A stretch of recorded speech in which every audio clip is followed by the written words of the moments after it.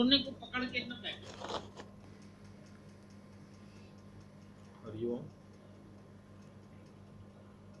अभी भगवान देखिए कितनी अच्छी बात बता रहे थे। कह रहे थे कि thinking is not your real nature. सोचना तुम्हारा स्वभाव है ही नहीं। तुम सुबह से शाम तक उस घड़ी के पेंडुलम की तरह टिक टिक टिक टिक सिर्फ सोचते रहते हो। तो भगवान ने क्या बोला अभी? भगवान ने बोला कि तुम गुरु को समर्पण करते तो हो, लेकिन तुम्हारा सच्चा समर्पण नहीं होता है। क्यों? क्योंकि अगर तुम्हारा सच्चा समर्पण होता तो तुम्हारे अंदर कोई ख्याल नहीं आते। तुम मुंह से कह तो देते हो कि तन मन धन सब तेरा, लेकिन अंदर ये मान के बैठे रहते हो कि अभी भी करने वाला मैं हूं, और तुम्हारे मन में उससे रिलेटेड ख्याल आते हैं। तो वही गुरुजी ने बोला, कहा कि अगर आज भी ख्याल आ रहे हैं तुम्हारे अंदर, तो इसका मतलब कि तुम्हारा समर्पण पूर्ण नहीं है गुरु के प्रति। समर्पण जैसे राजा दशरथ का था, राजा समर्पण जैसे जनक जी का था। जनक जी के बारे में चलता है ना, कहते हैं ना कि जब उन्होंने अपने गुरु को सब कुछ सौंप दिया, तन मन धन सब तेरा, तो उनके गुरु ने उनकी परीक्षा ली। किसी को भेजा राज्य में और कहा कि तुम्हारी नगरी में आग लग गई है। तो जितने लोग वहां पर सत्संग सुन रहे थे वो सब भागे अपना कुछ ना कुछ बचाने के लिए, लेकिन राजा जनक वो वहीं बैठे रहे। तो फिर गुरु ने उनसे पूछा ना कि सब तुम लोग भाग के गए और जनक तुम नहीं भागे, क्या कारण था? तो उन्होंने क्या बोला? उन्होंने बोला कि महाराज, जब मैंने सब कुछ आपको दे दिया तो अब मेरा कुछ बचा कहाँ? जिसका है वो बचा है, मेरा तो है ही नहीं। तो उन्होंने उसको अंदर से जाना। तो देखिए, गुरु भी इसी तरह कैसे चिमटी से हमारी एक छोटी छोटी चीजों को पकड़ता है कि देखो कहाँ पर तुम झूठ बोल रहे हो, और उसको दिखाता है। और हम लोग बहुत अधिक भाग्यशाली हैं कि ऐसा सतगुरु हमारे जीवन में आया है। फिर भगवान इस पे एक बड़ी अच्छी बात बता रहे थे, एक बड़ा अच्छा दृष्टांत बता रहे थे। कहा कि एक राजा होता है, उसकी एक राजकुमारी होती है, एकलौती राजकुमारी होती है। तो वो जो राजकुमारी होती है वो जब कभी भी प्रजा के बीच में जाती है तो उस पर बड़ा जुल्म करती है, बहुत कहर बरपाती है। तो पूरी प्रजा बड़ी अशांत रहती है उससे। और जब कभी भी वो अपने राजमहल से बाहर जाती है प्रजा जनों के बीच में, तो वो बहुत जुल्म उन पर करती है। तो वो पूरी प्रजा राजा के पास जाती है, राजा से जा करके उसकी शिकायत करती है कि महाराज इस तरीके से हम सब पर ये जुल्म करती हैं। तो जो राजा होता है वो कई बार राजकुमारी को समझाने की चेष्टा करता है, लेकिन कई बार समझाने के बाद भी वो असमर्थ होता है, वो उसको समझा नहीं पाता है और उसको लेकर के बहुत अधिक चिंतित रहता है। तो उसी दौरान उसका एक परम मित्र जो है राजा का, वो राजमहल में आता है उससे मिलने। तो जब उससे मिलने वो आता है तो वो अपना सारा वृतांत उसको बताता है कि मैं इस तरीके से परेशान हूं, तो कोई युक्ति मुझे बताओ। तो जो उसका मित्र होता है वो उसको युक्ति बताता है और बता करके वो चला जाता है। तो जब वो चला जाता है तो युक्ति के अनुरूप राजा उस राजकुमारी के महल के दो तरफ दरवाजे लगवा देता है। उसके बाद उसके दोनों दरवाजों के बाहर 32 पहरेदार खड़े करा देता है, जिसकी वजह से जो राजकुमारी है अब उसका महल से बाहर जाना धीरे धीरे कम हो जाता है। और जब बाहर जाना कम हो जाता है तो जो वो कहर बरपा रही थी वो भी धीरे धीरे प्रजा पर खत्म हो जाता है। तो भगवान ने इसका बड़ा अच्छा सिद्धांत बताया। भगवान ने कहा कि जो राजा है वो तुम्हारा मुख है, और जो राजकुमारी है वो तुम्हारी जिह्वा है। जो 32 पहरेदार हैं वो तुम्हारे दांत हैं, और जो 2 दरवाजे हैं वो तुम्हारे होठ हैं, और वो जो परम मित्र है वो तुम्हारा सतगुरु है, और वो जो कहर है वो तुम्हारे कर्म है। तो भगवान ने क्या बोला? गुरु ने बोला कि जो 32 दांत भगवान ने तुमको दिए हैं, तो 32 बार सोचने के बाद ही तुम कुछ बोलो। इसीलिए भगवान ने बोला कि वचन संभाल के बोलिए, वचन के हाथ ना पाओ, और एक वचन औषधि करेगा, एक करेगा घाव। तो अभी तक जीवन में क्या होता था, हमें इसकी सही समझ नहीं थी, और नित नित नए कर्म बन जाते मन, वाणी और तन से। जैसे कोई किसी ने कुछ हमसे बोला तो एक्शन का रिएक्शन तुरंत हो जाता था। किसी ने कोई जरा सा कोई हमको अपशब्द बोला तो पलट के हमने उसको 10 अपशब्द बोल दिए। तो भगवान ने क्या बताया? भगवान ने कहा कि कुछ भी बोलने के पहले कम से कम ईश्वर ने तुमको 32 दांत दिए हैं, तो 32 बार सोच करके ही बोलो, और आवश्यकता ना हो तो ना बोलो। क्यों? क्योंकि तुम्हारे कर्म बनते जा रहे हैं। भगवान ने बोला इसमें, गुरु जी ने इस बात को बताया कि नित नित नए कर्म बन जाते मन, वाणी और तन से। अभी तक हम लोग सिर्फ इतना जानते थे कि शरीर से ही हमारे कर्म बनते हैं। किसी के साथ हमने कुछ बुरा किया, झगड़ा किया, तो हमारे गलत कर्म बने। लेकिन गुरु जी ने क्या बताया? गुरु जी ने बताया कि नहीं, ये तो है ही है, शरीर से भी कर्म बने, शरीर के साथ तुम्हारी वाणी से भी कर्म बने। अगर तुमने किसी को कुछ अपशब्द बोला तो उससे भी तुम्हारे कर्म बने, और उसके बाद यहां तक बोला कि मन से भी अगर तुमने किसी के लिए गलत सोचा तो उसके लिए भी तुम्हारे कर्म बनेंगे। इसीलिए भगवान कृष्ण ने गीता में बोला है अर्जुन से कि हे अर्जुन, तू कर्म करने के लिए स्वतंत्र है, पर फल भोगने के लिए परतंत्र है। बिन भोगे छूटे नहीं, कर्म गति बलवान।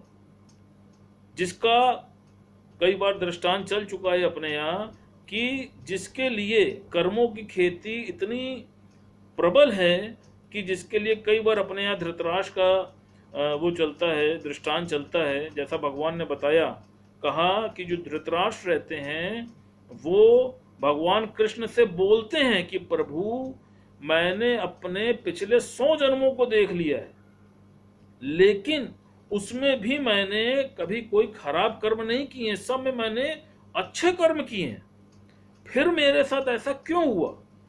तो भगवान ने क्या बोला? भगवान ने बोला कि क्या केवल 100 जन्म होते हैं? 101वां देखो। तो जब 101वां जन्म उन्होंने देखा तो उसमें क्या देखते हैं कि वो एक नगर के सेठ होते हैं, और दूर दूर के व्यापारी उनके पास व्यापार के सिलसिले में आते हैं।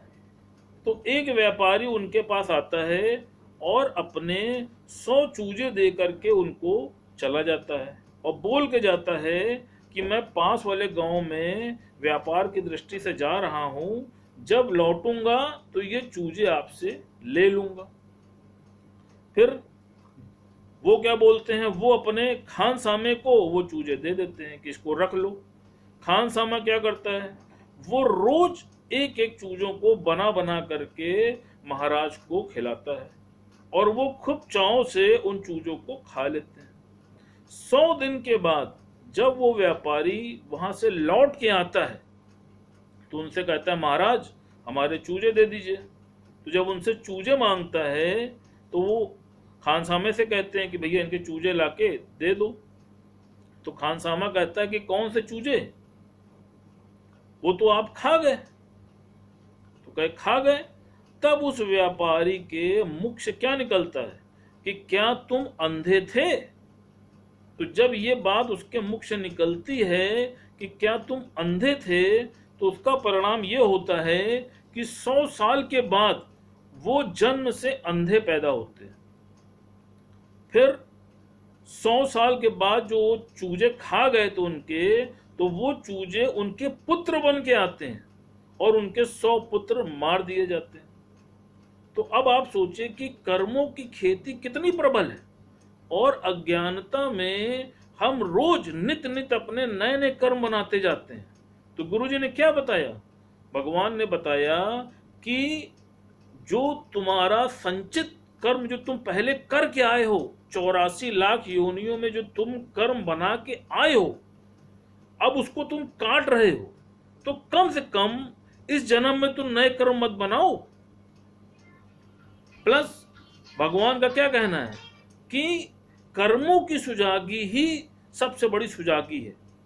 इसीलिए भगवान ने बोला कि जब जीवन में सद्गुरु आता है तो वो हमको अपनी दृष्टि देता है, और भगवान ने बोला कि जैसी दृष्टि वैसी सृष्टि। अब आप देखिए कि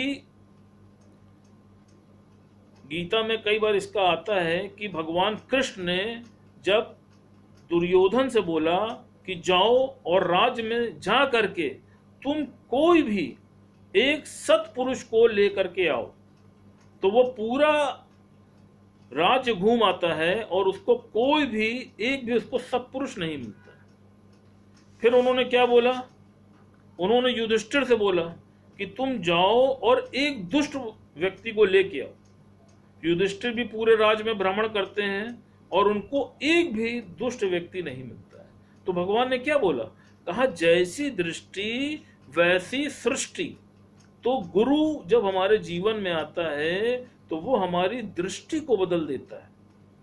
फिर आप देखिए, गुरु से मिलन के पहले जैसे एक छोटा सा लोहे का जो टुकड़ा होता है उसकी जो कीमत होती है वो 1 आना होती है, लेकिन जब उसको ढाला जाता है और ढाल करके जब वो औजार बन जाता है तो उसकी जो कीमत होती है वो हजारों में होती है।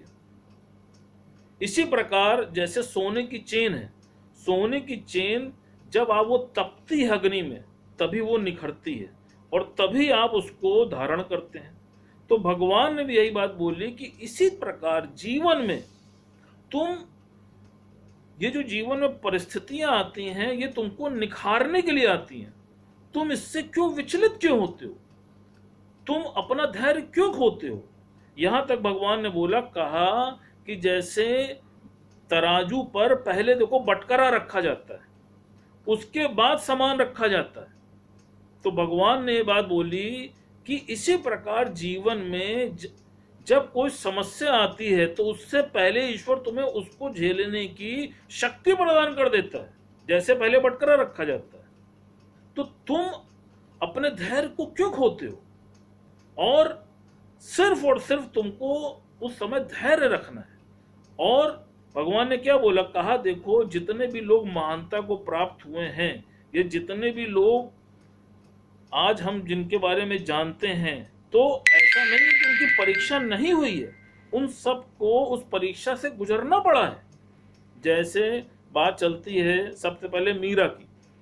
देखिए हम लोग की तो उतनी कठिन परीक्षा भी नहीं हो रही है, बहुत सहजता में गुरु भी मिल गया है हमको, लेकिन मीरा के साथ क्या हुआ? सोचिए कितनी कठिन परीक्षा उसको देनी पड़ी। और वो बोलती थी ना कि मेरे तो हैं गिरधर गोपाल, उसको जहर दिया गया, उसमें भी उसने कृष्ण को ही देखा। तो कितनी कठिन परीक्षा से वो गुजरी, लेकिन अल्टीमेटली ईश्वर को प्राप्त किया ना, अमर हो गई ना वो मीरा। फिर भगवान ने क्या बोला? प्रहलाद के बारे में बोला। कहा प्रहलाद, उसने क्या कम परीक्षा दी? आप सोचिए, उसने भी कितनी परीक्षाएं दी। उसके पिता को वरदान था कि वो मर नहीं सकता था, वो कहता था कि मुझको तुम भगवान मानो, लेकिन उसकी आस्था ईश्वर के प्रति थी और उसका अटूट विश्वास ईश्वर के प्रति था। तो क्या कोई उसको अडिग कर पाया? क्या कोई उसको हिला पाया? अंत में क्या हुआ? उसने ईश्वर को प्राप्त किया। फिर सीता माता के बारे में आता है, देखिए जब तक वो थी तो उन्होंने कितनी परीक्षाएं दी, लेकिन लास्ट में वो प्राप्त हुआ ना जो वो चाहती थी। तो वही चीज भगवान ने बताया कि तुम परीक्षा देने से घबराते क्यों, धैर्य क्यों नहीं रखते हो? और ये जितनी भी परीक्षाएं हैं ये सब तुमको उठाने के लिए जीवन में आती हैं। जिस दिन तुमको ये समझ में आ जाएगा तो तुम्हें इससे डर नहीं लगेगा। अब परीक्षा से देखिए घबराता कौन है? सबसे मजेदार बात तो ये है, परीक्षा से घबराता ही वो है, वो स्टूडेंट घबराता है जो पढ़ के नहीं जाता है, जो पढ़ाई नहीं करता है, वही स्टूडेंट तो घबराता है। जो स्टूडेंट पढ़ के जाता है, स्मार्ट स्टूडेंट होता है, तो क्या वो परीक्षा से घबराता है? वो तो कहता है जितनी बार चाहे उतनी बार हमारी परीक्षा ले लो। उसको तो परीक्षा देने में आनंद आता है। फिर देखिए भगवान ने बोला कि मन है पागल प्रोफेसर। ये बार बार, अभी जैसे भगवान ने बोला ना वाणी में, कि ये पेंडुलम की तरह हिलता रहता है हर समय, ये कभी स्थिर नहीं रहता। और जबकि प्रभु ने बोला कि स्थिर मन ब्रह्म, अस्थिर मन संसार। तो अगर अभी भी आपका मन अस्थिर है, तो इसका मतलब कि अभी भी आपको भय व्याप्त हो रहा है, ये इसकी पहचान है। तो भगवान ने बोला कि मन की कभी मत सुनो, क्योंकि मन है पागल प्रोफेसर। और गुरु जी ने कई बार वाणी में बोला है, you are 98% mental, only 2% physical. इसीलिए मन हर चीज में आप देखिए कि आपको गिराता है, कभी उठाता नहीं है। मन उस मक्खी के समान है कि जैसे पूरे शरीर में जहां पर घाव होता है, मक्खी वहीं पर आके बैठती है, कहीं दूसरी जगह नहीं बैठती है, वो उसी घाव पे बार बार आके बैठती है। तो वही भगवान ने संज्ञा दी कि ये मन उस मक्खी के समान है। तो इसलिए मन को नो करो और गुरु को यश करो। गुरु को यश करते जाओगे तो जीवन में तुमको आनंद ही आनंद मिलता जाएगा। और हर पल अपने अंदर ये महसूस करो कि गॉड तुम्हारे साथ है। और सबसे बड़ी मजेदार बात तो ये है कि जब आप ये महसूस करने लगेंगे कि ईश्वर हर पल आपके साथ है, तो आपको भय किससे लगेगा? आप ये सोचिए, अगर कोई एक छोटा सा भी कोई दबंग आदमी अगर आपका मित्र होता है, तो आपको कितना कॉन्फिडेंस होता है कि अरे हमारा मित्र है, या थाने का इंस्पेक्टर हमारा मित्र है। अब आप सोचिए कि जो सारी सृष्टि का मालिक है, अगर वो आपने उससे मित्रता कर ली, तो कोई भय क्या आपको टच कर सकता है? लेकिन फिर हम अपने स्वरूप से नीचे आ जाते हैं, और फिर देह में आ जाते हैं। जब हम देह में आ जाते हैं, तो देह में फिर भय लगता है। तो वही भगवान ने बोला कि कुछ भी हो जाए, अपना अंधी श्रद्धा और अटूट विश्वास तुम ईश्वर पर रखो। कुछ न बिगड़ेगा तेरा सतगुरु शरण आने के बाद, और हर खुशी मिल जाएगी चरणों में झुक जाने के बाद। तो अपना पूर्ण समर्पण गुरु पर करो और पूर्ण आस्था ईश्वर पर रखो, और ये महसूस करो कि ईश्वर हर पल हर समय अंग संग है तुम्हारे साथ। जब तुम इस चीज को महसूस करोगे, तो तुम देखना कि जो मन की अस्थिरता है, वो धीरे धीरे करते करते वो स्थिर हो जाएगा। लेकिन मन को नो करना पड़ेगा और गुरु को यश करना पड़ेगा। इतना पुरुषार्थ हमको स्वयं करना पड़ेगा। हरि।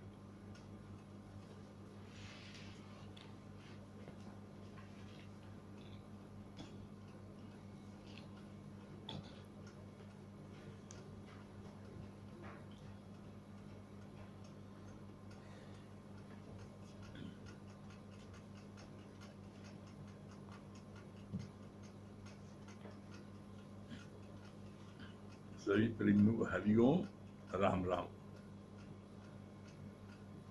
कितना अच्छा अमित भैया बता रहे थे, भी तबीयत खुश हो रही थी कि गुरु जी की कैसी कृपा इनके ऊपर हो गई है कि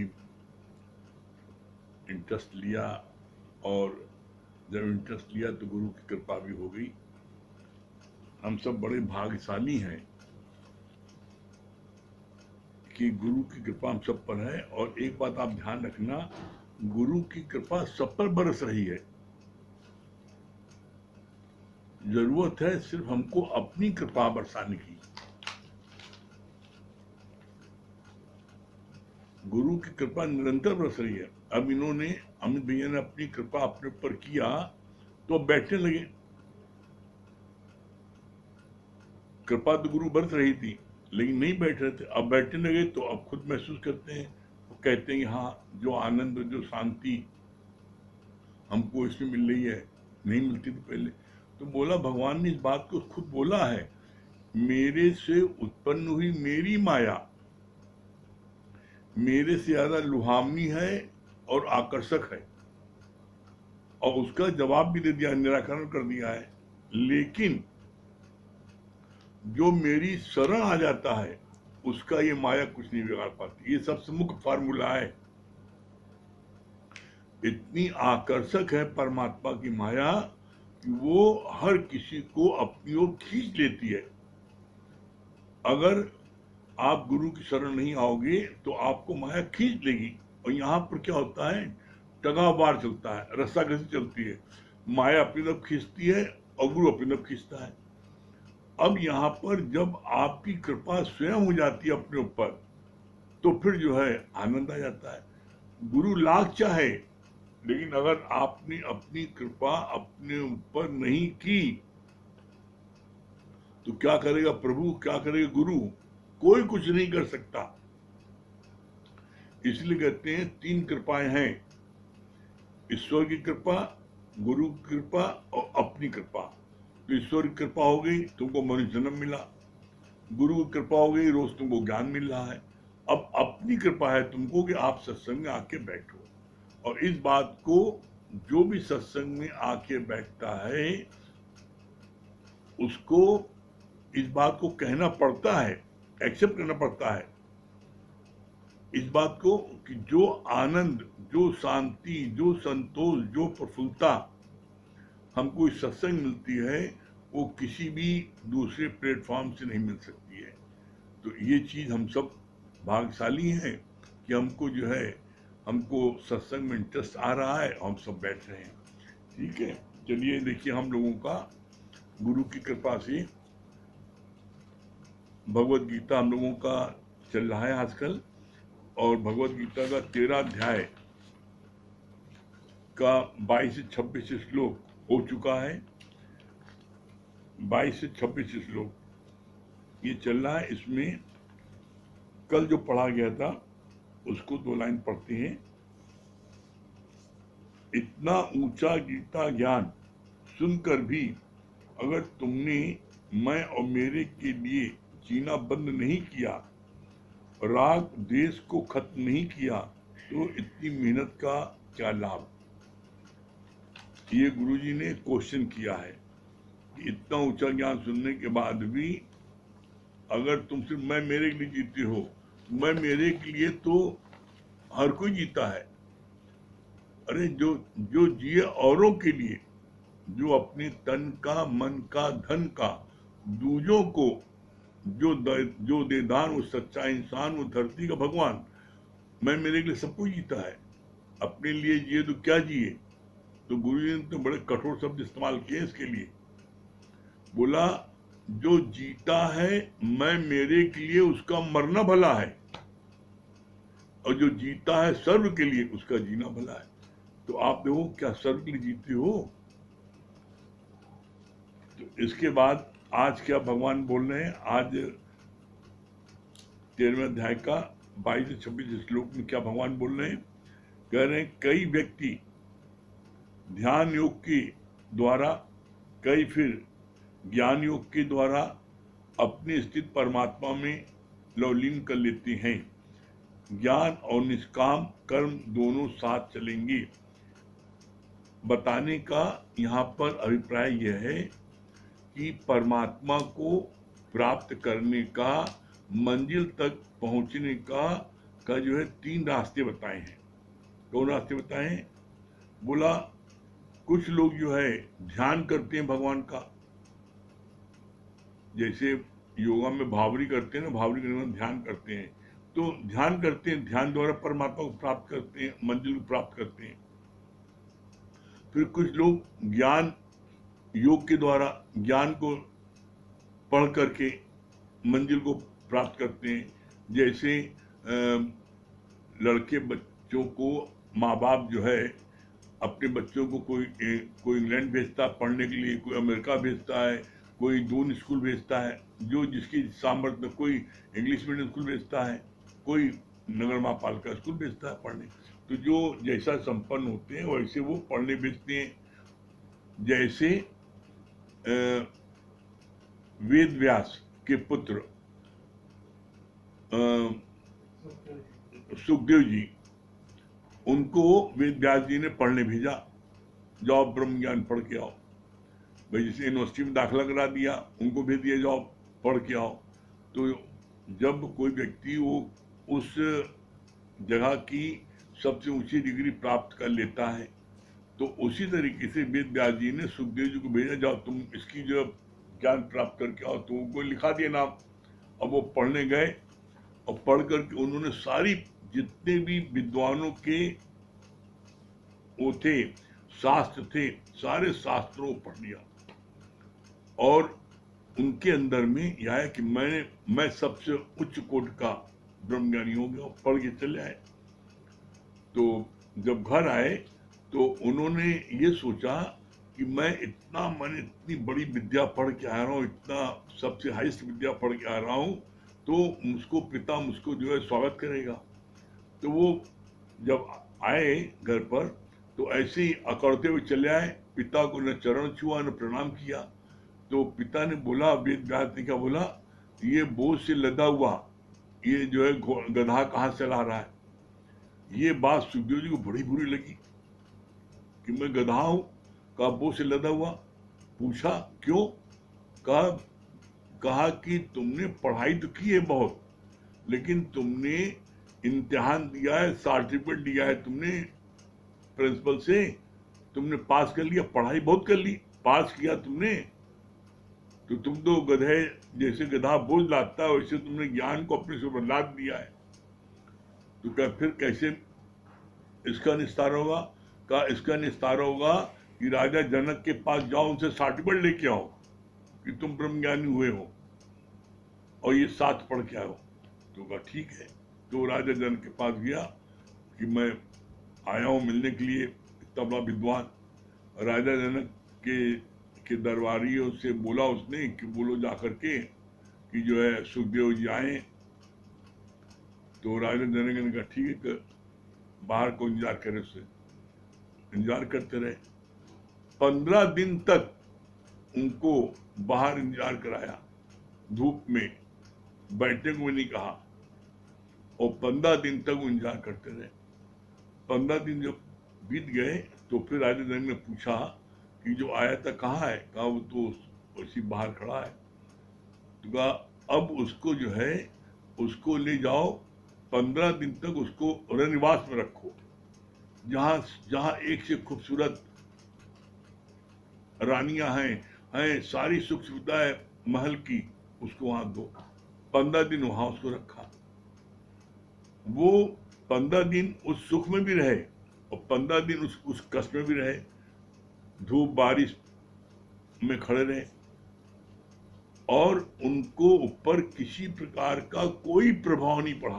15 दिन बाद जब राजा जनक उनसे मिलने फिर आए और देखा कि उनके चेहरे पर किसी प्रकार का कोई भी न रोष है और न उस विलासता में वो खुश हुए, और विलासता से उपराम थे। जैसे कमल कीचड़ में उगता है लेकिन कीचड़ से उपराम होता है, वो उस विलासता में कहीं गिरे नहीं, उस विलासता में 15 दिन रहे जरूर। कैसे रहे? जैसे कि कीचड़ में कमल रहता है। जब राजा जनक ने उनको देखा, सुखदेव मुनि को, कि ये जो है प्रसन्नचित्त हैं और किसी प्रकार के इनको कोई क्षोभ नहीं है, तब उन्होंने बोला कि आज से तुमको मैं ब्रह्मज्ञानी की पदवी देता हूं कि तुम आज से ब्रह्मज्ञानी हुए। तो बोला यहाँ पर जब तक गुरु तुमको आज्ञा न दे तब तक जो है तुम जो है क्या आते हैं किसी को ज्ञान बताओ भी नहीं। क्यों? क्योंकि गुरु से तुमने सर्टिफिकेट लिया है, तुम ज्ञान देने योग्य हो गए हो। तो जब सुखदेव मुनि को उन्होंने बोला राजा जनक ने, तब से उनका नाम हुआ है, उसके पहले नाम नहीं था। उसके पहले तो उनके पिता ने उनको बोले ही बोझ ढोने वाला गधा। तो ज्ञान का मतलब होता है विनम्रता, ज्ञान का मतलब होता है नम्रता, ज्ञान का मतलब होता है झुकना मुड़ना, ज्ञान का मतलब होता है सर्व को प्रेम करना, ज्ञान का मतलब होता है सबको आगे बढ़ाना, जिसके अंदर जो कला है उसकी कला को आगे बढ़ाना ज्ञान मतलब होता है। क्यों? क्योंकि ज्ञान क्या है? ज्ञान एक अक्षर का है, बस मैं ब्रह्म हूं। जब आप ब्रह्म हो तो सामने वाला ब्रह्म वो भी है। कैसे है? इसका प्रमाण दिया गुरु जी ने। क्या बोला? इसके लिए प्रमाण क्या दिया भगवान ने? बोला इसके लिए आत्मा परमात्मा दूर रहे बहुकाल, सुंदर मिला कर दिया जब सतगुरु मिले दलाल। आत्मा माने शक्ति, ब्रह्म की जो मेरे अंदर है, पर माने दूसरा, वही शक्ति दूसरे के अंदर, सामने वाले के अंदर है। ये दूर रहे बहुकाल, बहुत कालों तक ही हमसे दूर थे, वो नहीं पता था कि मैं ही भगवान हूं, सामने वाला भगवान है। हम समझते थे सामने वाला मेरा दोस्त है, ये मेरा दुश्मन है। जो मेरी सहायता करे, मुझको जो है मेरी कहना माने है, वो हमारा दोस्त है, और जो मेरी बुराई करे मेरा दुश्मन है। गुरु जब जीवन में आया, जब गुरु की शरण हम आए, तब हमको पता लगा। क्या पता लगा? कि मैं भी भगवान हूं और सामने वाला भी भगवान है। तो बोला आत्मा परमात्मा दूर रहे बहुकाल, सुंदर मिला कर दिया जब सतगुरु मिले दलाल। तो यहाँ पर बोला 3 रास्ते हैं। पहला रास्ता क्या है? ध्यान योग। ध्यान योग के द्वारा परमात्मा को प्राप्त करें, मंजिल प्राप्त करें। दूसरा ज्ञान, जैसे सुखदेव ने ज्ञान प्राप्त किया और उसके बाद में परीक्षा दी, तब उसको ब्रह्मज्ञानी पद मिली। और तीसरे कौन है? सदगुरु की शरण में ज्ञान को प्राप्त करे और निष्काम कार्य करे। ये सबसे उत्तम होते हैं। कैसे? क्यों? बोला आप तरे औरन को तारे। जो ज्ञान को प्राप्त करे और फिर निष्काम कार्य करे। इसका मतलब क्या हुआ? कि अपना भी मंजिल पहुंचे और अपने साथ में हजारों को मंजिल पहुंचाए। जैसे हमारे सदगुरु प्रमला भगवान, उन्होंने आज कल्पना करो, अगर प्रमला भगवान कंदराव में जाके, हिमालय में जाकर के ध्यान लगाते और वो ब्रह्मज्ञानी हो जाते, परमात्मा प्राप्त हो जाता, उनको मिल जाते, हो जाते, तो मेरा क्या था? हम कहाँ रहते? आज में यहाँ आते, वो मुक्त प्राप्त कर लेते। सुखदेव मुनि, उन्होंने ब्रह्मज्ञानी पद भी पाई, उनको मुक्ति मिली, तो कौन सा तीर मार लिया? वो मुक्त हो गए। उन्होंने किसी को मुक्त किया नहीं। लेकिन तीसरे नंबर पर है ज्ञान और निष्काम। ज्ञान गुरु से मिलता है और निष्काम आपको करना पड़ता है। तो प्रमला भगवान ने अपने गुरु गीता भगवान से ज्ञान लिया और फिर उन्होंने निष्काम क्या किया? निष्काम किया अपने जैसा उन्होंने 10 बनाया। अपने जैसा हो भाई, पूरी बोला उनको बनाया। तो आज वो अपने जैसा 10 बनाया, तो आज वो पूरे हिंदुस्तान में आज वो जो है गुरु की ज्ञान को बांट रहे हैं ना। तो गुरु ज्ञान को जो बांट रहे हैं, तो अगर आज प्रमला भगवान ने अगर इतनी मेहनत न की होती है हम सबके साथ में, तो हम सब कहाँ गटर में पड़े होते ना, इस ज्ञान में आते। आप बताओ। तो ये गुरु की कृपा है ना। गुरु ने छाटा और अपने जैसा बनाया। तो बोला आप करे औरन को तारे। ऐसा सदगुरु जो होता है, बोला ये सबसे महान है। क्यों? क्योंकि आपने अकेले अपना पेट भर लिया, तो कौन सा बड़ी बात कर ली भाई? आपने मंजिल प्राप्त कर ली, आप ब्रह्मज्ञानी हो गए, तो किसी का क्या फायदा? अरे आप अपने साथ में सबको तारे, अपने साथ में आप ज्ञान सुनाते हो। आप देखो, हम ऐसे कहते हैं, आप ज्ञान सुनते हो, आप कितने मन उससे भीगे रहते हो। अरे आपने हमको ऐसा ज्ञान सुनाया, कितना आनंद आया। तो आप जब भीगे रहते हो कि आपने हमको ज्ञान सुनाया, तो हम अपने गुरु पर नहीं भीगेंगे? आप बताओ। जिस गुरु ने हमको तैयार किया, जिस गुरु ने मेरे घर इतनी मेहनत किया है, तो यहाँ पर सबसे मुख्य बात क्या है कि जिस गुरु ने आपके साथ में मेहनत किया है, उसके कभी भी एहसान को नहीं भूलना, और उसका एहसान हम कभी न भूलने पाए, उसका सबसे सरल उपाय क्या है? उसका सबसे सरल उपाय है अपनी मछानी ड्रेस को याद रखना। जैसे वो मछुआरी जो है, जब राजा ने उसके सामने शादी का प्रस्ताव रखा, तो उस मछुआरी ने कहा कि हम शादी तो आपसे कर सकते हैं, लेकिन मेरी एक कंडीशन है। क्या कंडीशन है? हम 1 घंटा रोज पूजा करते हैं, उस समय हमको कोई डिस्टर्ब न करेगा। कहा ठीक है, हमको कोई इतराज नहीं है। तो वो अपने घर से मछुआरी वाली ड्रेस फटी पुरानी जो पहनती थी, वो लेके एक बक्से में आई, और रोज शादी के बाद में रोज कमरा बंद करके उस ड्रेस को पहनती थी।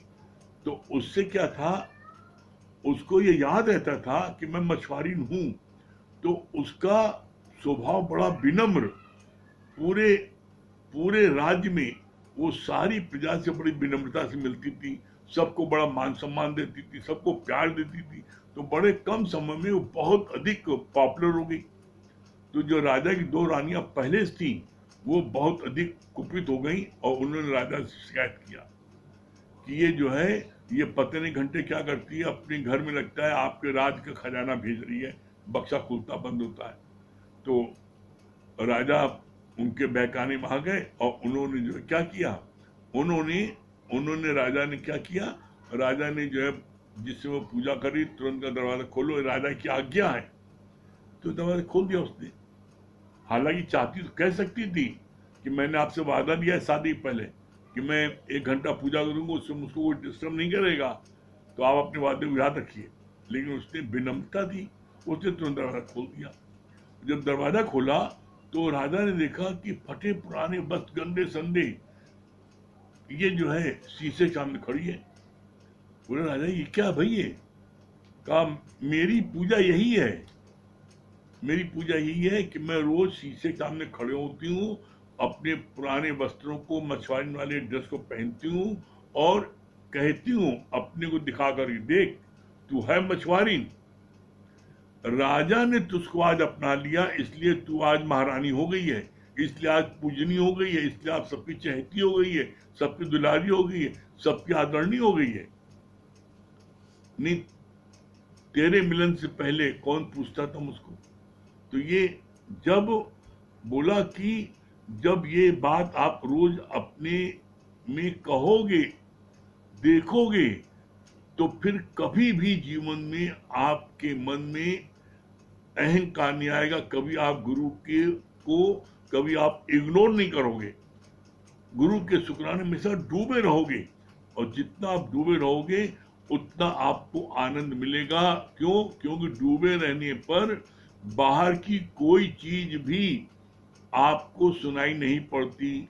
आप प्रैक्टिकल देख लो, आप नदी में जाओ, कल गंगा जी में जाना और नहाना, और डुबकी में लगा रहना, अपना अपना सिर जो है पानी के अंदर डाले रहना। अब देखो बाहर का कोई शोर सुनाई पड़ता है?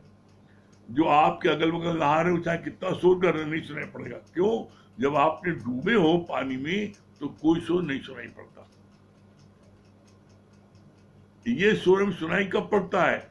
जब हम अपना डूबते नहीं है और भीगते हैं, तो भीगने पर शोर सुनाई पड़ेगा, कान आपको ऊपर है, आप जल में खड़े हो, डुबकी मार रहे हो हैं, और कान ने अंदर नहीं जा रहा है, तो आपको सुर सुनाई पड़ेगा। तो इसलिए हमेशा याद रखना, निश्चित समझ लो आपको आनंद की प्राप्ति होगी।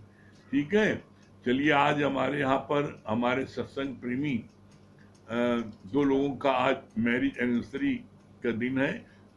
कल हमारे नरेंद्र भाई और चित्रा जी, इनका जो है था, कल रात को सत्संग के बाद में हमको पता लगा, ये लोग आए भी थे आशीर्वाद लेने के लिए, लेकिन जब सत्संग समाप्त हो गया तब पता लगा। तो आज हमारे नरेंद्र भाई और चित्ता जी की भी मैरिज एनिवर्सरी का वो है जश्न, और नीलू जी का और भैया का उनका भी है आज इन लोगों का दोनों का है, तो हम चाहेंगे चित्रा जी और नरेंद्र भैया। नरेंद्र भाई आप आइए। हाँ नरेंद्र भैया, हरिओम गुरुजी। हाँ हरिओम, हरिओम, हाँ हाँ हरिओम। हाँ पहले नरेंद्र भैया पहले हमारे भजन सुना दें, क्या सुना, फिर इसके बाद में आप गुरु महिमा के लिए बताइए चित्रा जी, ठीक है? चलिए आप ये सब बता दी, चलिए आप ही बता दी, आप पहले आगे चलिए। आप जो है ना चित्रा जी, आप गुरु महिमा क्या आपने सुना? हाँ गुरुजी। हाँ क्या सुना, और गुरु की महिमा का बताइए, क्या सुना अभी आज? बहुत अच्छा लगा गुरुजी। आत्मा आत्मा परमात्मा दूर रहे बहुकाल, सुंदर मेला कर दिया जब सतगुरु मिले दलाल। जब जीवन में गुरु आते हैं तभी ज्ञान होता है, गुरु के बिना ज्ञान नहीं होता। हाँ सुना दिया। बहुत हाँ भाग्यशाली है गुरुजी, इतने किए एहसान आपने मुझ पर, मैं किन किन को गिनाऊं। आपकी कृपा का जो कर सके बयां, वो शब्द में कहाँ से लाऊं। यूं ही बीती आपकी भक्ति में ये जीवन, यही आशीष आपसे पाऊं, नित नित आपके चरणों में शीश झुकाऊं। आज मैं हाँ हाँ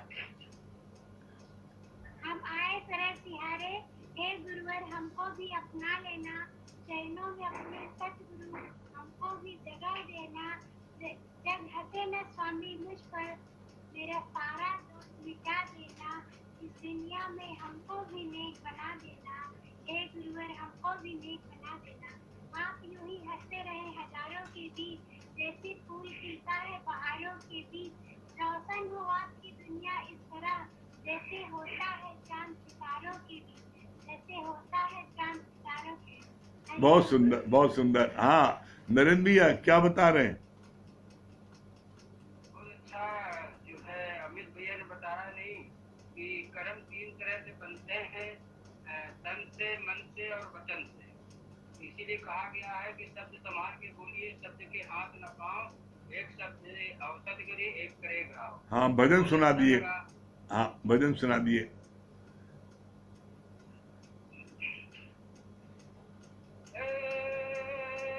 सत्संगत के तले गुरु का प्यार पले, सत्संगत के तले गुरु का प्यार पले, शांति सवेरे दर्शन को तेरे आते ही दौड़े चले, सत्संगत के तले गुरु का प्यार पले, आपने ज्ञानी गुरु को संग ले, मुक्ति के द्वारे चले, सत्संगत के तले गुरु का प्यार पले, ज्ञान के मोती ध्यान के हीरे, लूटे जो लूटे सके, सत्संगत के तले गुरु का प्यार पले, सत्संगत के तले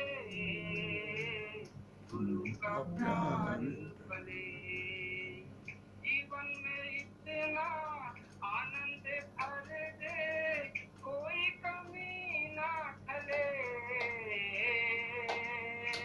सत्संगत के तले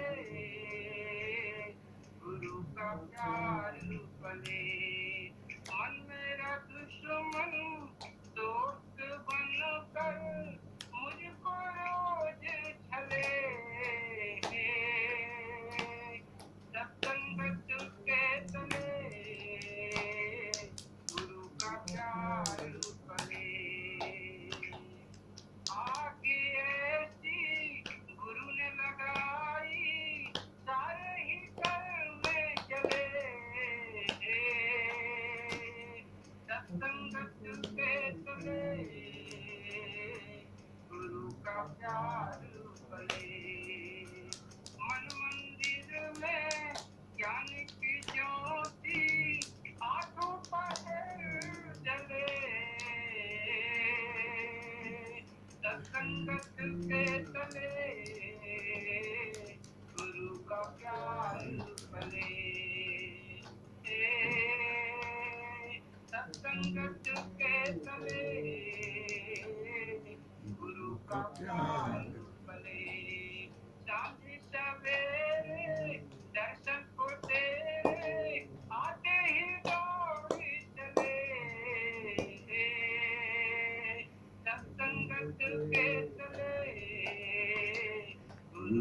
प्यार पले, गुरु का प्यार पले, गुरु का प्यार पले।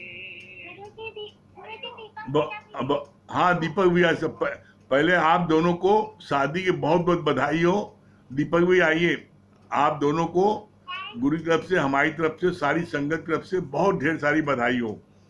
हाँ दीपक भैया क्या बता रहे हैं? बहुत अच्छी बात लगी कि वाकई मन मछली की तरह है। जैसे मच्छी गंदगी तो भागती है, वैसे मन भी गंदगी नहीं, कि गुरु जब मिल जाता है तो मन अमन हो जाता है, हाँ मन भी गुलाम हो जाता है। लेकिन गुरु कृपा है, हाँ इसके ऊपर तो स्वामी, इसको कृपा है, हाँ गुरु को सारे तो रुक पा ही नहीं सकते, इसलिए मन उसको। हाँ बहुत सुंदर, बहुत सुंदर, बहुत अच्छे हैं। आपका आपका प्यार पाके बहुत अच्छा लगा गुरुजी, बहुत अच्छा लगा। हाँ नहीं सब कुछ आप है, पिता गुरु सब कुछ आप है, सब कुछ आप है। हरिओम। हरिओम। हाँ नीलू जी भी आज उनकी भी सालगिरह है। हरिओम गुरुजी। हाँ हरिओम। अरे वाह वाह भाई वाह, भैया बेटे बहुत बहुत अच्छा लग रहा है। आपको हमारी तरफ से, सारी संगत की तरफ से, गुरु की तरफ से बहुत ढेर सारी बधाई हो शादी की, बहुत ढेर सारी। हाँ नीलू जी क्या? गुरुजी हम लोग अति भाग्यशाली है कि आपके सानिध्य में है। सच में एहसास होता है कि 3 प्रकार की कृपाएं होती है। 84 लाख योगियों के बाद तब मनुष्य का तन मिला है। तो भगवान की तो कृपा है कि मनुष्य तन मिला, फिर गुरु की कृपा है कि हमको गुरु का दर प्राप्त हुआ, क्योंकि सबको गुरु का सच्चा दर भी प्राप्त नहीं होता। तो अति भाग्यशाली है कि गुरु का सच्चा दर प्राप्त हुआ। अब अपनी कृपा स्वयं पे करनी है, और जितना पुरुषार्थ करेंगे उतना ही आनंद और शांति अंदर से मिलती है। अब वास्तव में भर भर के मिलता है। अंदर से तो आप कोई हलचल नहीं होती, कोई बातें नहीं आती है। अब लगता है बस हर समय हंसते रहो, मुस्कुराते रहो, और आती है हालतें आती है, बातें आती है, लेकिन असर नहीं करती। सब आपकी बदौलत गुरुजी। और बहुत अच्छा भी आपने बताया, जो ज्ञानी होती ना, ज्ञानी ऐसे ही नहीं बनते, कसौटी पे कसा जाता है। और जब कसौटी पे कस के तब गुरु परीक्षा लेते, हर तरीके से परीक्षा लेते हैं, तब गुरु कहते हैं नहीं, मेरे इस ज्ञान को सुनो और सुन के सब जगह बांटो। तब बांटना चाहिए, अपने से कभी शुरुआत नहीं करनी चाहिए। ये बहुत अच्छा, बहुत सुंदर। हमको आज बहुत अच्छा लगा, भैया बैठे हैं, बहुत अच्छा लग रहा हमको। भैया आप भी कुछ आप बताइए कुछ। भैया क्या बता रहे हैं? हमको बहुत खुशी हो रही है, आज आप बैठे हैं। बहुत अच्छा लग रहा है। नहीं बता पाए। नहीं बस इतना बता दिया आपको मन में शांति मिलती है, आपको मन में शांति मिलती है, अच्छा लग रहा है ना आपको बैठने से आपको अच्छा लग रहा है, मन में शांति मिल रही है। हाँ बहुत सुंदर। नहीं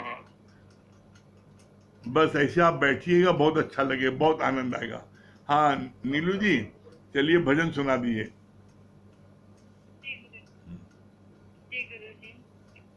बहुत बढ़िया। आज भैया जो है ना, आज बहुत अच्छे भी लग रहे हैं। हाँ बड़ा अच्छा लग रहा है हमको भैया देख करके, मालूम बड़ा बैडमिंटन खिलाड़ी लग रहे हैं, एकदम इसमें चैंपियन लग रहे हैं। हाँ चलिए।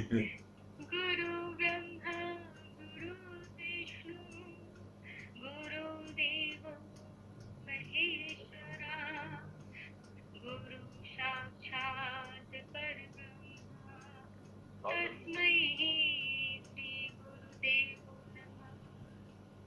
श्री कृष्ण गोविंद हरे मुरारी, हे नाथ नारायण वासुदेव। श्री कृष्ण गोविंद हरे मुरारी, हे नाथ नारायण वासुदेव। पितृमातृ स्वामी सखा हमारे, पितृमातृ स्वामी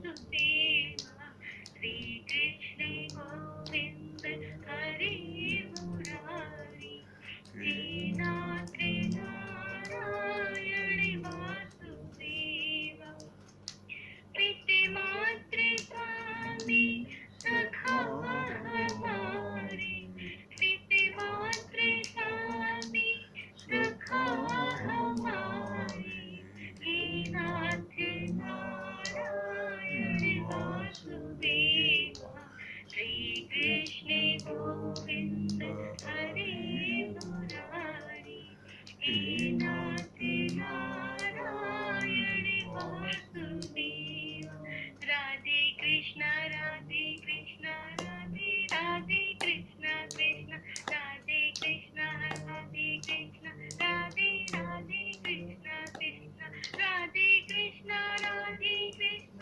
राधे राधे कृष्ण कृष्ण राधे कृष्ण राधे कृष्ण राधे राधे कृष्ण कृष्ण राधे कृष्ण राधे कृष्ण राधे राधे कृष्ण कृष्ण कृष्ण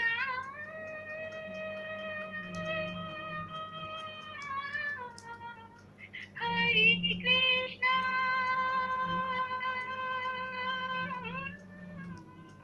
हरे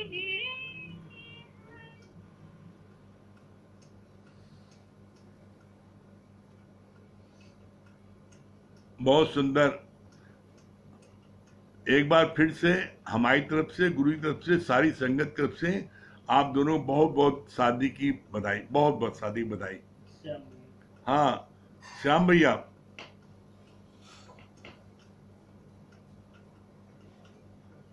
हाँ श्याम भैया,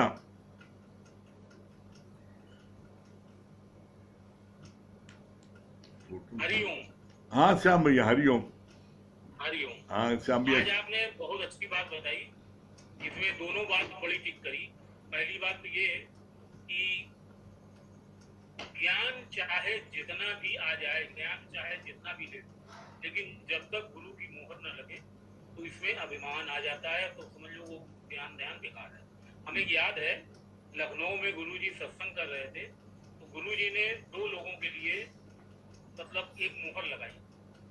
एक थी अचला दीदी और एक थी आरती दीदी। इन्होंने कहा कि ये लखनऊ की 2 आत्माएं हैं। बड़े सत्संग में उन दोनों को मतलब जो है गुरुजी ने मोहर लगाकर जो है माना कि हाँ ये आत्माएं हैं। अभी आप जैसे सुखदेव मुनि की बात कर रहे थे, तो सुखदेव मुनि को ज्ञान तो बहुत हो गया, लेकिन अहंकार नहीं मिटा।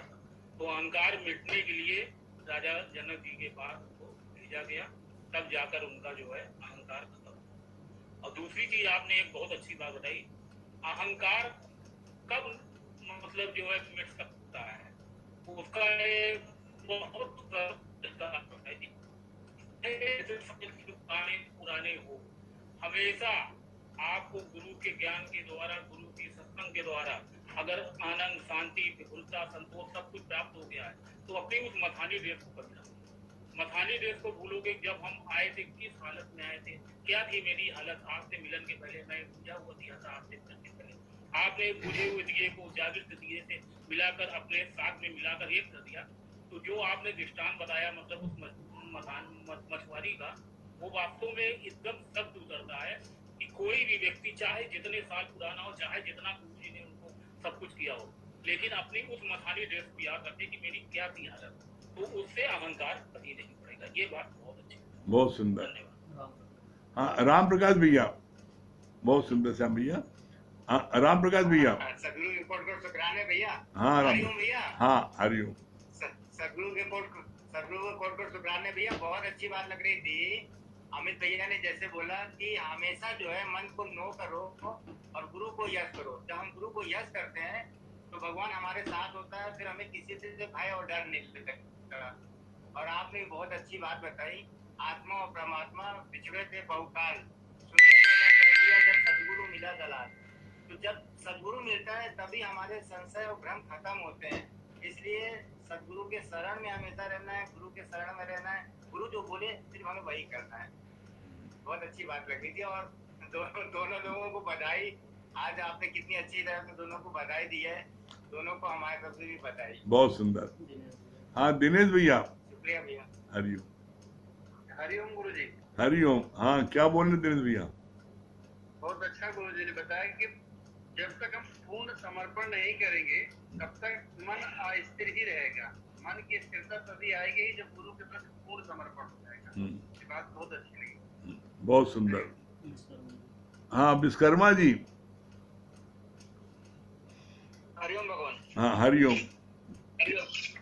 बहुत क्या अच्छा भैया ने बताया, बहुत अच्छा बताया मुझे कि जैसे हमारे दोस्त अगर दोस्ती किसी पुलिस वाले से, इंस्पेक्टर से या बड़े लोगों से आदि गुंडों हो जाती है तो हमको नहीं लगता।